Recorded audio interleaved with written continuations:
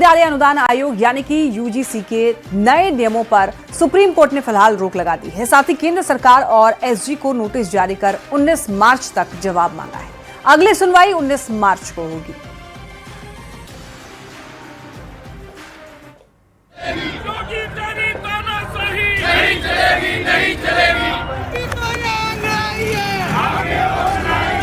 देश भर में हो रहे विरोध प्रदर्शनों के बीच यूजीसी के नए नियमों के खिलाफ दाखिल याचिकाओं पर सुनवाई करते हुए सुप्रीम कोर्ट ने रोक लगा दी है। कोर्ट ने यूजीसी के नए नियमों पर रोक लगाते हुए केंद्र सरकार और यूजीसी को नोटिस जारी किया है और 19 मार्च तक पूरे मामले में जवाब तलब किया है। अगली सुनवाई 19 मार्च को होगी। नए नियम पास किए गए हैं, उस पर सुप्रीम कोर्ट ने रोक लगाई है, उसको एबियंस में रखा है और सुप्रीम कोर्ट ने अपनी पावर्स को एक्सरसाइज करते हुए अंडर आर्टिकल 142 जो यूजीसी रेगुलेशंस 2012 हैं उनको इन ऑपरेशन किया, उनको प्रभावी किया। चीफ जस्टिस सूर्यकांत की खंडपीठ ने इस मामले की सुनवाई की। सुनवाई करते हुए सुप्रीम कोर्ट ने कहा, यूजीसी के नए नियम पहली नजर में अस्पष्ट हैं। नए नियमों का दुरुपयोग हो सकता है। इस दौरान कोर्ट में पक्षकारों से कई तीखे सवाल भी पूछे गए। सीजेआई सूर्यकांत ने नियमों पर रोक लगाते हुए पूछा कि क्या हम जाति विहीन समाज की तरफ बढ़ रहे हैं या पीछे जा रहे हैं।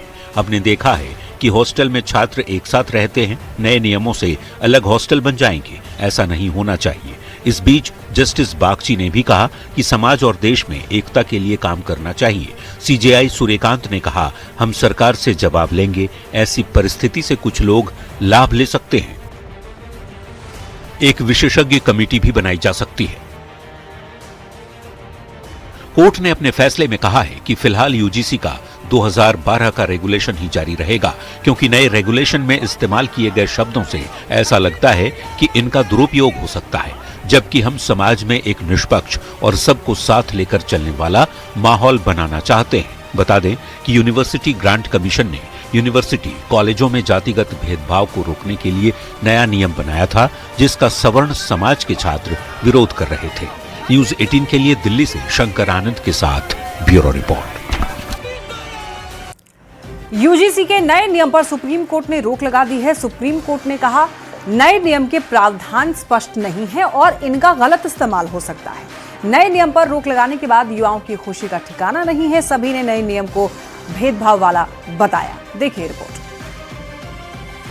विश्वविद्यालय परिसर में जातीय दंगा के बराबर ले गया, क्योंकि विश्वविद्यालय में सभी जाति धर्म के लोग पढ़ते हैं।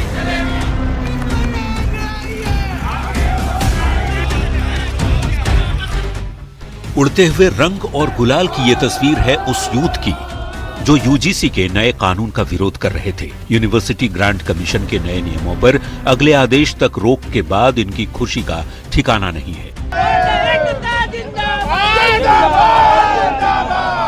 सुप्रीम कोर्ट ने यूनिवर्सिटी ग्रांट्स कमीशन के नए नियमों पर अगले आदेश तक रोक लगा दी है। सुप्रीम कोर्ट ने इस मामले में सुनवाई करते हुए साफ कहा कि नए नियम के प्रावधान स्पष्ट नहीं है और इनका गलत इस्तेमाल हो सकता है। यूजीसी के नए कानून का देश भर में विरोध हो रहा था। नए नियम को छात्र जनरल कैटेगरी यानी सवर्णों के साथ भेदभाव बता रहे थे। अब युवाओं ने नए नियम पर सुप्रीम रोक लगने के बाद खुशी जाहिर की है। यूथ का कहना है कि इस नए नियम से हम जातियों में बट जाते। यूजीसी एक्ट रहता हम लोग के बीच, ऑब्वियसली डिफरेंशिएट ही करता हम लोग को, क्योंकि हमारे कैंपस में या कहीं पे भी ऐसा नहीं है कि हाँ हम 3 साल से उसको जान रहे पर हमको ये नहीं पता कि उसका कास्ट क्या है। इसके साथ ये मेरे रूममेट है, हमको ये नहीं पता कि इसका कास्ट क्या है। लेकिन जब यूजीसी आया, क्योंकि हमारे कैंपस में या फिर यूथ में ये चीज है ही नहीं कास्ट को लेके। जो भी था दादा पर दादा के साथ था, तो उस टाइम तो आप लोग कुछ किए नहीं। आप झूठ मूठ का कैंपस में ये सब चीज लाके हम लोग को और बांट ही रहे। कास्ट आएगा बीच में, नहीं है हमारे बीच में ऐसा, पर सरकार इसको लेके उठ रहा है। तो ऑफ कोर्स दो लोगों के बीच में आप ला रहे हैं कि जनरल वालों को और SC/ST वालों को अलग कर रहे हैं और एक दूसरे के खिलाफ कर रहे हैं। जो साथ में अच्छे से रह रहे हैं ये लाके आप उन लोग के बीच में डिफरेंस क्रिएट कर रहे हैं। कास्ट के नेम को लेके कैट कॉलिंग होता था, उस हिसाब से ये सही था, लेकिन इसका ये एक डिमेरिट था कि इसे मिसयूज करने का बहुत सारा क्लॉजेस था इसमें कि जिससे इसको मिसयूज किया जा सकता था। मान रहे हैं कि हम सब साथ में हैं, तो आप हमें जबरदस्ती याद दिला रहे हैं कि हम जनरल कास्ट वाले हैं, या फिर आप जानबूझ के बाउंड्रीज क्रिएट कर रहे हैं हमारे लिए। क्योंकि जब मेरी एडमिशन हुई कॉलेज में, तब तो मुझे नहीं पता था कि हमारे HOD कौन से कास्ट से है या फिर मेरे रूममेट्स कौन से कास्ट। कोर्ट के इस रोक लगा देने वाले बात पे हम लोग सहमति देते हैं, क्योंकि इसको अभी इसको स्पष्ट हो जाना बहुत जरूरी था, क्योंकि अगर ये स्पष्ट नहीं होता तो बहुत ये चीज अगर आगे वापस से लागू हो जाता तो शायद ये हो सकता है कि वापस से कास्टिज्म हमारे सोसाइटी में वापस आ जाए, जिसके कारण प्रॉब्लम हो सकता है और ज्यादा हो सकता है दिक्कत। आप कैसे देखते हो इस फैसले को? हर एक सिक्के के दो पहलू। यूजीसी के नए नियम पर सुप्रीम कोर्ट की तत्काल रोक का छात्रों ने भी खुलकर स्वागत किया है। छात्रों का कहना है कि यूजीसी की गाइडलाइन और नए नियम में सामान्य वर्ग के हितों की अनदेखी की गई थी। मेरा मानना है कि ये काफ़ी अच्छा किया सुप्रीम कोर्ट ने जो भी स्टे लगाया है, क्योंकि विदाउट कंसर्न और बिना सारे पहलुओं को जांचे हुए एक ऐसा एक लॉ ले आना जिससे कि एक कंप्लीट वर्ग को नुकसान ही पहुंचेगा, फॉल्स एक्यूजेशन के केसेस बढ़ेंगे। ये सुप्रीम कोर्ट ने एक अच्छा फैसला लिया है, क्योंकि इससे जो गलत एक्यूजेशन है, रॉन्ग एक्यूजेशन, वो बढ़ सकते हैं। इसलिए मतलब इससे फैक्चुअल जो जांच है वो कर लेनी चाहिए। खासकर जो कि इसको लेके बहुत सारे मिसयूज हो सकते थे इस लॉ के, और यही है कि बस आगे इसमें और बेहतर इस लॉ में कुछ और लाने चाहिए, मतलब चेंजेस, तब जाके कि तुम कैसे मतलब कि ना कोई प्रूफ कैसे तुम किसी पे लगा सकते हो इल्जाम, वो चीज़ है एक। तो बस का गलत उपयोग किया जा सकता है। तो मेरा भी यही मानना है कि जो यूजीसी कानून लाया गया था, सही मायने में देखा जाए तो उसके एक अच्छे मोटिव के साथ उस कानून को लाया गया था, बट अगर देखा जाए तो उसका इम्प्लीमेंटेशन और उसका मिसयूज हो सकता था कि जो आपका रिजर्व्ड वर्ग है वो उनका उसका मिसयूज कर सकते थे जनरल कैटेगरी के खिलाफ। यूजीसी के नए कानून का देश भर में विरोध हो रहा था। सवर्ण जाति के स्टूडेंट्स का आरोप था कि नए नियमों में सवर्ण छात्र स्वाभाविक अपराधी बना दिए गए। इस कानून से भेदभाव को बढ़ावा मिलेगा। अब सुप्रीम कोर्ट ने यूजीसी के नए नियम पर रोक लगाकर यूथ जो आशंका जाहिर कर रहे थे उस पर एक तरह से मुहर लगा दी है। न्यूज 18 के लिए पटना से विनीता मिश्रा और रांची से संजय सिन्हा के साथ ब्यूरो रिपोर्ट। यूजीसी के नए नियमों पर सुप्रीम कोर्ट की रोक के बाद सियासी बयानबाजी का दौर शुरू हो गया है। राजनीतिक दलों के नेता अपनी अपनी सुविधा के अनुसार बयान दे रहे हैं।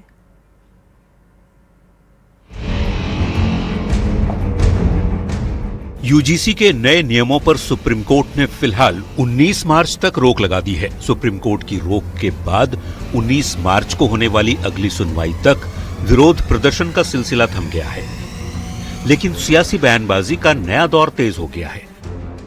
ये तो कोर्ट का मामला है और कोर्ट के मामला में हम कोई टिप्पणी करना उचित नहीं समझते। केंद्रीय मंत्री गिरिराज सिंह ने यूजीसी के नए नियमों पर सुप्रीम कोर्ट के फैसले का स्वागत किया है। उन्होंने कहा है ये मोदी जी की सरकार है जहां सभी के साथ न्याय होता है। मैं तो सर्वप्रथम न्यायालय द्वारा लिए गए निर्णय का स्वागत करता हूं। वहीं कांग्रेस प्रवक्ता असीतनाथ तिवारी कहते हैं कि इस नियम पर रोक लगना ही था। पहले दिन ही कह दिया था कि कोर्ट में ये नियम नहीं टिकेगा, क्योंकि ये कानून से सम्मत नियम था ही नहीं, ये संविधान सम्मत नियम था ही नहीं। जेडीयू नेताओं ने इसे कोर्ट का मामला बताते हुए बच बचा के बयान दिया है, तो बीजेपी के गिरिराज सिंह और कांग्रेस के असीतनाथ तिवारी ने फैसले का स्वागत किया। जाहिर सी बात है, जब नियम लागू थे तब भी राजनीतिक दलों के नेता अपने अपने वोट बैंक को ध्यान में रखकर सधे हुए अंदाज में प्रतिक्रिया देते थे।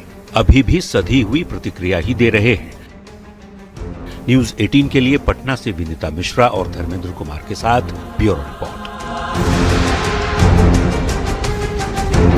सुप्रीम कोर्ट ने फिलहाल यूजीसी के नए नियमों पर रोक लगा दी है। सुप्रीम कोर्ट के फैसले पर उप मुख्यमंत्री सम्राट चौधरी ने भी प्रतिक्रिया दी। उन्होंने कहा न्यायालय का जो आदेश होगा उस आदेश का सरकार पालन करेगी। करवा रहे हैं, इनका कहना है कि जो स्वर्ण के सरकार जो है जब न्यायालय का कोई आदेश हो गया तो उस पर कार्रवाई करेगी। सुप्रीम कोर्ट ने रोक लगा न्यायालय का आदेश है, सरकार जो है जब न्यायालय का कोई आदेश हो गया तो उस पर कार्रवाई करेगी।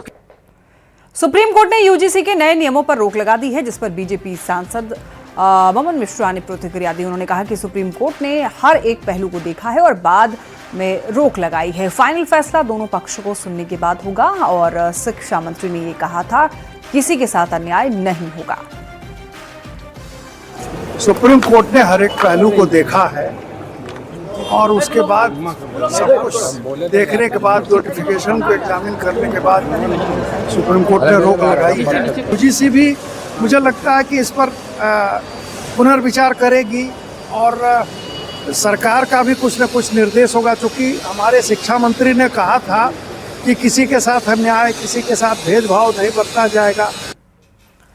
पटना में नीट छात्रा के रेप और मर्डर मामले में चौंकाने वाला खुलासा हुआ है। छात्रा के कपड़ों से मिला स्पर्म 18 से 21 साल के लड़के का है। सूत्रों की अगर माने तो एफएसएल की जांच में ये बात सामने आई है। वैसे एसआईटी इस केस का कभी भी खुलासा कर सकती है। पांचों संदिग्धों को हिरासत में लेकर कड़ी पूछताछ के बाद उम्मीद है पूरे मामले का बहुत जल्द पर्दाफाश होगा।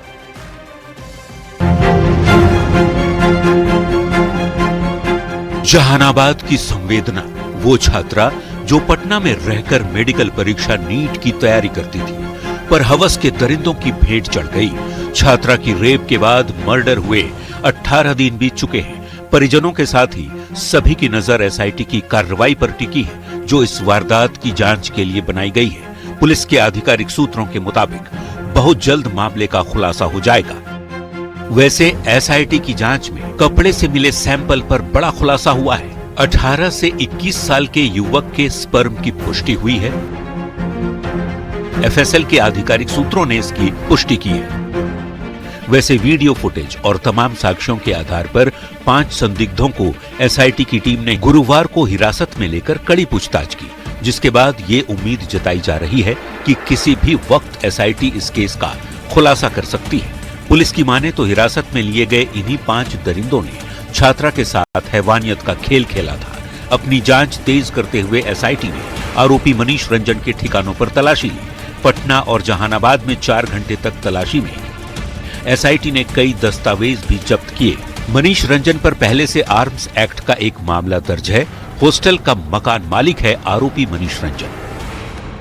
बता दें, नीट छात्रा संवेदना से जुड़ी वारदात 6 जनवरी 2026 की रात पटना में हुई थी। इस पूरे मामले में पुलिस की भूमिका को लेकर सवाल भी खड़े हुए थे। कोर्ट से पॉक्सो एक्ट के तहत कार्रवाई की अनुमति लेने से लेकर शुरुआती जांच रिपोर्ट में पुलिस का ढीला रवैया भी सवालों में था। हालांकि अब जबकि एसआईटी ने अपनी जांच तेज करते हुए आरोपी संदिग्धों तक पहुंच चुकी है, उम्मीद है बहुत जल्द पूरे मामले का खुलासा हो पाएगा।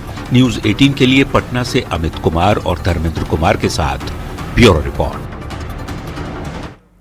देखिए, सीएम नीतीश ने एक्स पर पोस्ट कर एक बड़ी जानकारी दी है। लिखा है कि अब महिलाओं को 2 लाख की राशि मिलेगी। जी हां, मुख्यमंत्री महिला रोजगार योजना के तहत राशि देने की बात कही गई है। सीएम ने लिखा है कि मुझे ये बताते हुए खुशी हो रही है कि मुख्यमंत्री महिला रोजगार योजना के अंतर्गत चुने हुए लाभुकों को 2 लाख तक की अतिरिक्त राशि देने के लिए प्रक्रिया शुरू कर दी गई है। ये राशि चरणों में दी जाएगी, बशर्ते कि पहले दी गई 10,000 की राशि का रोजगार करने के लिए ठीक से इस्तेमाल किया गया हो।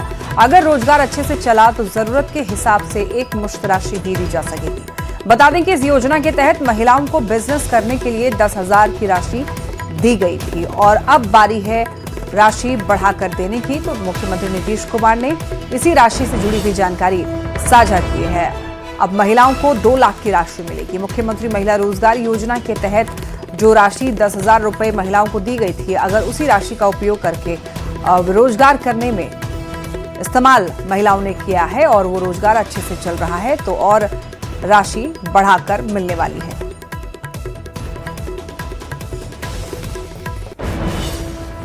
नीतीश कुमार ने महिलाओं को आत्मनिर्भर बनाने के लिए 2 लाख की राशि देने की प्रक्रिया शुरू कर दी है। कैसे इसका आकलन किया जाएगा और किन्हें 2-2 लाख की राशि दी जाएगी, इसके बारे में जीविका के सीईओ हिमांशु शर्मा ने जानकारी दी है। सुनिए।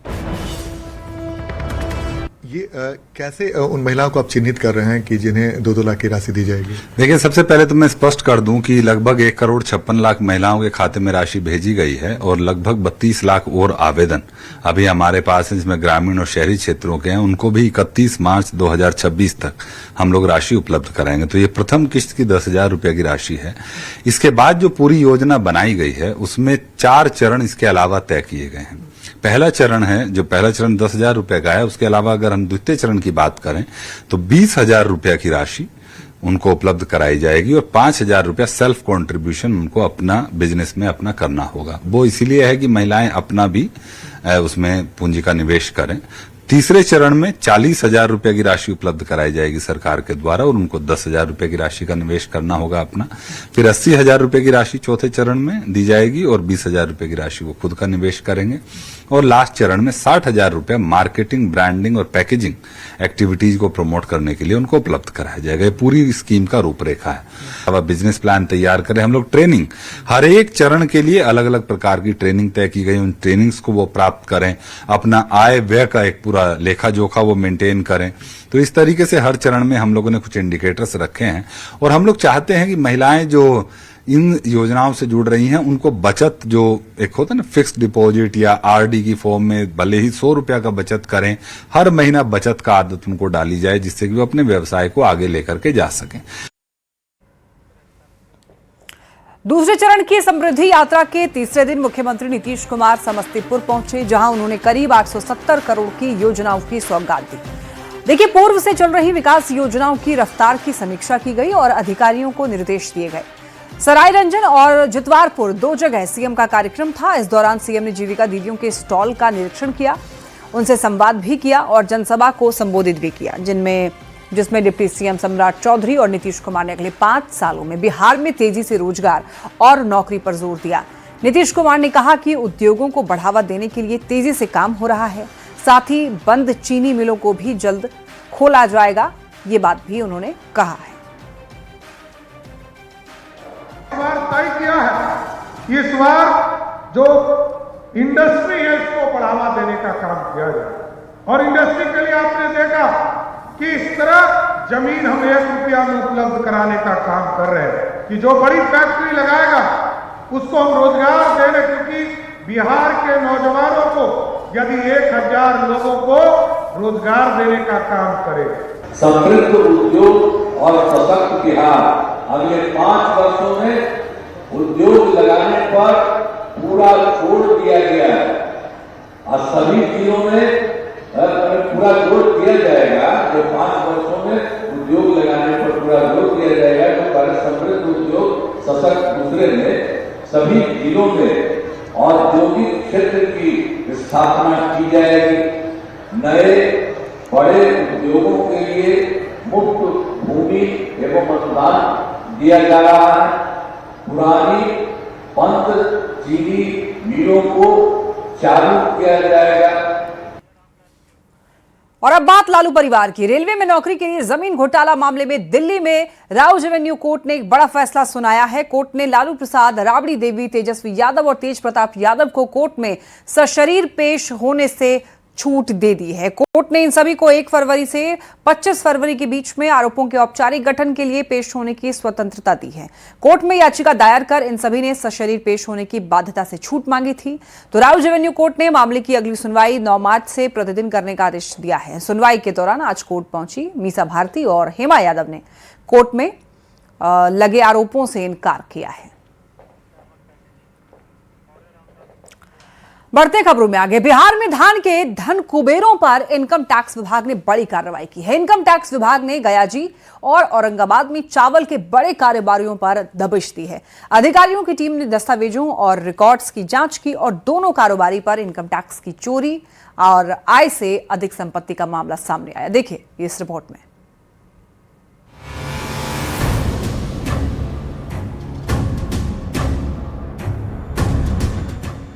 बिहार में अब काली कमाई के धन कुबेर बचेंगे नहीं।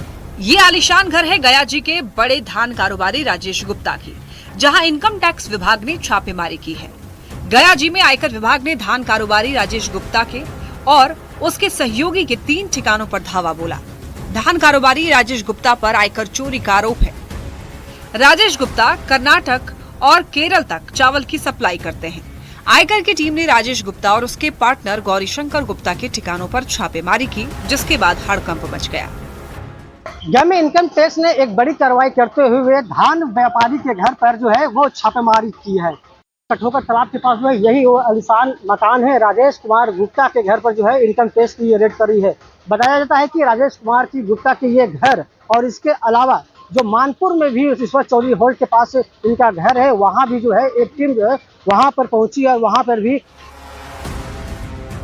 ये आलीशान घर है औरंगाबाद के बड़े कारोबारी विश्वजीत जायसवाल की। विश्वजीत चावल की ट्रेडिंग बड़े पैमाने पर करते हैं। नगर थाना क्षेत्र के न्यू एरिया में उनका आवास है। इसी आवास पर आयकर विभाग के अधिकारियों की टीम ने छापेमारी की। कारोबारी विश्वजीत जायसवाल पर भी आय से अधिक संपत्ति का मामला है। इनकम टैक्स विभाग ने गयाजी और औरंगाबाद में आयकर चोरी के आरोप में बड़ा एक्शन लिया है। धान की कमाई से धन कुबेर बने इन कारोबारियों पर दबिश देकर इनकम टैक्स विभाग ने साफ संदेश दे दिया है कि टैक्स चोरी करने वाले और राजस्व को नुकसान पहुंचाने वाले बचेंगे नहीं। न्यूज़ 18 के लिए गयाजी से एनएल लिली और औरंगाबाद से संजय सिन्हा की रिपोर्ट। मुंगेर में एक बार फिर माइक्रो क्रेडिट कंपनी ने भोली भाली ग्रामीण महिलाओं को बेवकूफ बनाया। लोन देने के नाम पर लाखों रुपए ठग लिए और अब पीड़ित महिलाएं पुलिस से न्याय की गुहार लगा रही हैं। देखिए इस रिपोर्ट में।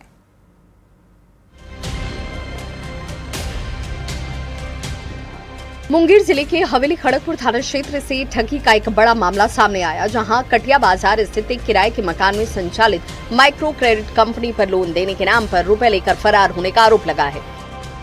पीड़ित महिलाओं और पुरुषों का कहना है कि उत्सव माइक्रो क्रेडिट कंपनी की तरफ से एलईडी, कूलर, मिक्सी समेत अन्य घरेलू सामान देने के नाम पर लोन का झांसा दिया गया और इसके एवज में लोगों से 6,000 से लेकर 30,000 रुपए तक की राशि जमा करवाई गई। पैसा भी लिया, साथ में बोला कि कुछ सामान लीजिएगा तब आप लोग को पैसा मिलेगा। हाँ, हम मिक्सी लिए, मिक्सी का 3500 रुपया, फोटो भी लिया, उसके बाद ना डुप्लीकेट कागज पे सिग्नेचर कराया, बोला कि कल तक में 6 बजे पैसा आ जाएगा, लेकिन पैसा आया नहीं। फोन जब लगाया शाम में छोड़ जाए तो फोन उस समय स्विच ऑफ था। तो सुना आपने पीड़ितों का क्या कहना है। पीड़ित कह रहे हैं कि 27 जनवरी को कंपनी के कर्मचारी दीपक कुमार, राकेश कुमार और प्रबंधक गौरव कुमार ने आश्वासन दिया था कि शाम तक सभी के खातों में लोन की राशि भेज दी जाएगी, लेकिन तय समय पर जब किसी के खाते में पैसे नहीं आए तो लोगों ने कंपनी कर्मियों से संपर्क करने की कोशिश की। सभी मोबाइल नंबर बंद मिले। जब लोग शाखा कार्यालय पहुँचे तो वहाँ ताला लटका मिला। 2500 रुपया दिया है तो कि सामान लीजिएगा तो पहले पैसा देना पड़ेगा तो हम लोग पैसा जमा कर दिया है। हाँ। तो फिर बोला कि शाम को आपको 2 दिन में सामान पहुंचा देंगे। कौन बोला? बर्तन सेट लिए हैं हम, 2500 रुपया जमा किए हैं। घटना से नाराज पीड़ितों ने कंपनी कार्यालय के सामने जमकर हंगामा किया। हवेली खड़गपुर थाने में आवेदन देकर दोषियों के खिलाफ सख्त कार्रवाई की मांग की। इस मामले को लेकर थाना अध्यक्ष राजेश कुमार ने कहा कि शिकायत मिली है और जांच जारी है। जो भी दोषी होंगे उनके खिलाफ विधि सम्मत कार्रवाई की जाएगी। ये घटना सभी लोगों के लिए एक चेतावनी है कि किसी भी माइक्रो क्रेडिट या फाइनेंस कंपनी से लोन लेने से पहले उसकी पूरी जानकारी, रजिस्ट्रेशन और दस्तावेज की जाँच जरूर करें। बिना लिखित प्रमाण और सरकारी सत्यापन के किसी को भी पैसे न दें, ताकि ऐसे ठगों के जाल में फंसने से बचा जा सके। अब देखना होगा कि पुलिस जांच में कब तक सच्चाई सामने आती है और पीड़ितों को उनका पैसा वापस मिल पाता है या नहीं। मुंगेर से न्यूज़ 18 के लिए अरुण कुमार शर्मा की रिपोर्ट। हाजीपुर के गरौल थाना क्षेत्र से मानवता को शर्मसार करने वाला मामला सामने आया, जहां रास्ता नहीं मिलने से परेशान एक महादलित परिवार ने घर की एक मृत महिला का दाह संस्कार बीच सड़क पर ही कर दिया। बताया जा रहा है कि परिजन जब शव लेकर निकले तब दुकानदारों ने रोक दिया और रास्ता नहीं दिया, जिसके चलते परिजनों ने बीच सड़क पर ही दाह संस्कार कर दिया। परिजनों ने आरोप लगाया कि दुकानदारों ने शमशान के रास्ते का अतिक्रमण कर लिया है, रास्ता बंद कर दिया है। घटना की सूचना मिलते ही पुलिस मौके पर पहुंचती है, लेकिन पुलिस भी मूक दर्शक बनी रही। थाना प्रभारी को भी मिला है सूचना, पहले बार भी सूचना मिला। अब सड़क के कारण लाश रोड पर फूक दिए, तो नहीं जाने की जगह है तो क्या करें? कौन है जो इसका लाश फूके? कौन है आपकी? हमारे माँ है। रास्ता खोल रहा रास्ता था लेकिन जान के टूटा। हाँ, कहाँ के लोग था ये सब? सब है संधो बात देव के। कहाँ लेके जा रहा था? शमशान घाट। हाँ, तो क्या रास्ता नहीं मिला? रास्ता नहीं आने मिला। देखिए हम लोग तो कई बार लोग कहे कि मैडम रास्ता नहीं है, तो हम कई बार लोग को कहे कि आप लोग बैठिए, उसका निदान निकल जाएगा, रास्ता नहीं तो निदान निकल जाएगा। तो लोग बैठे कहाँ, बैठते तो हम लोग खुद इसका समस्या का निदान निकालते, बैठे नहीं। अभी अचानक फोन आया, पता चला कि रोड पर लाश जल रहा है।